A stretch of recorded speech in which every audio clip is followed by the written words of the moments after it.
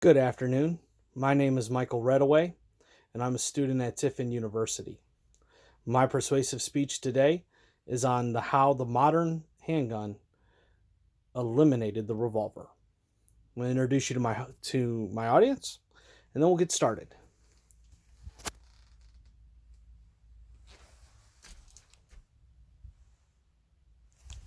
Okay, let's get started.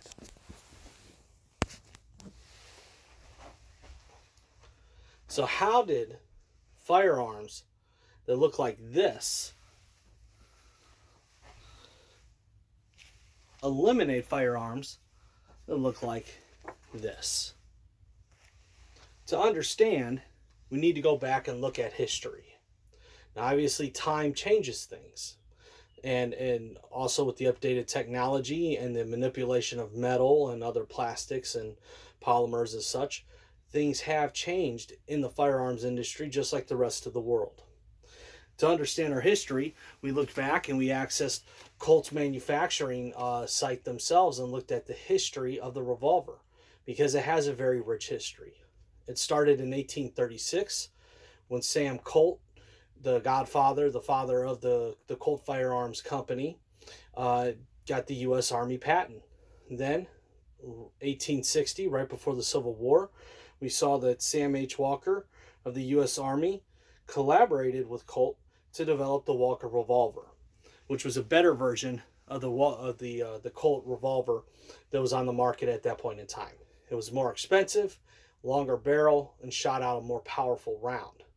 This, even though it was a more expensive firearm, didn't really bother the U.S. Army because the U.S. Army obviously had money to spend, and that was the gun of choice during the Civil War. Colt pretty much dominates this point in time up until the start of the 20th century with the rise of another company that's very famous called Smith & Wesson. Smith & Wesson ends up becoming becomes the most popular gun manufacturer in the world in 1955. A lot of this has to do when they come up with the powerful and sleek-looking 357 Magnum. By the middle of the 20th century, Smith & Wesson is the biggest gun manufacturer in the world and is the most popular gun manufacturer in the world as well. The movies like Dirty Harry and a lot of the cowboy westerns all involved for Smith & Wesson 44 Magnums or Smith & Wesson 357s. Then something happens in 1982. In 1982, Glock was created.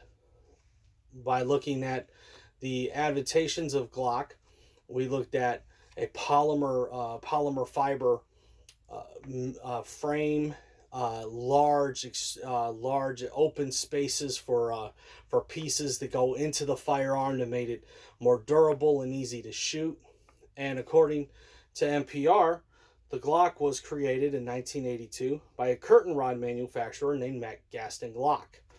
Gaston Glock received the contract from the police and the military in Austria because they wanted something that was more reliable, that could shoot for longer. They wanted a bigger magazine.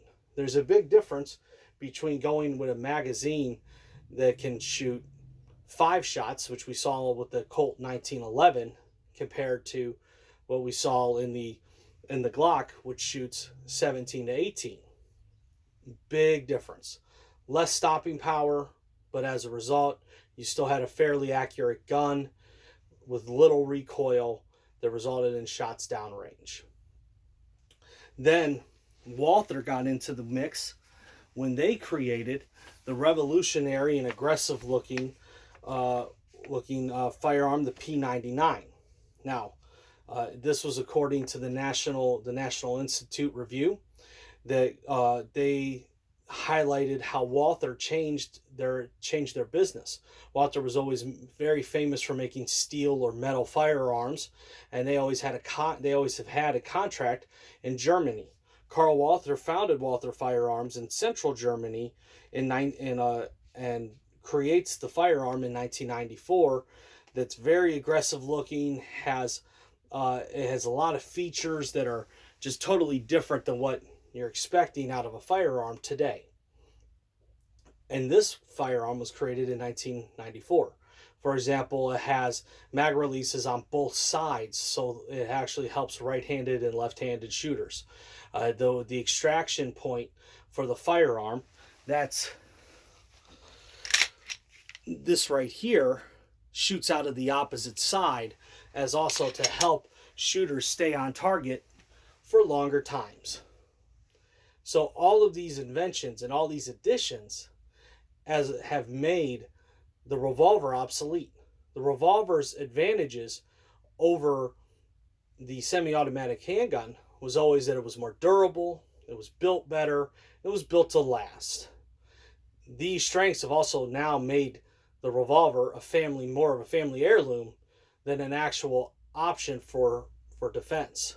There's some people, mostly of the older generation, that prefer the revolver, but almost all law enforcement agencies now use a Glock or another form of a modern day semi-automatic handgun. Semi-automatic handguns do come with their weaknesses though. Their firearms can have issues with recoil, especially when you go up into higher ammunitions. If you go to a 40 or a 45 with a polymer firearm such as a Glock or a Walther, you're going to run into issues because of recoil. The weight of the gun helps with the recoil. When that goes away, now your hands and your wrists and your arms are eating all of that recoil. So that being said, the advantages are undeniable. Having a firearm that can shoot 17 shots, that is accurate, that's reliable. Every time you pull the trigger, you know it's going to go bang. Especially in jobs involving the military and police officers, it's very important that you have a reliable firearm. All of these reasons have eliminated the need for revolvers. Another issue happened up in North Hollywood, California. Big shootout, early 90s, and the police were still using Smith & Wesson 38 specials. 5 shots, but they didn't have the stopping power that they needed because the robbers were using semi-automatic rifles and they were also using body armor. So trying to use a 38 on a body armor, it wasn't going to work. The police were literally breaking into gun stores to pick up semi-automatic rifles and to pick up Glocks and to pick up other firearms, other modern day handguns. After the North Hollywood shootout, where over 20 police officers were injured and both of the robbers were killed, the LAPD, and then after that, every single police department made the switch to the Glock or to another more modern day firearm. I hope that this right here explains and shows why it's important to have a firearm that's up with the times. I'm Michael Redaway. Thank you for listening. I'm going to show you my audience, and then have a good day.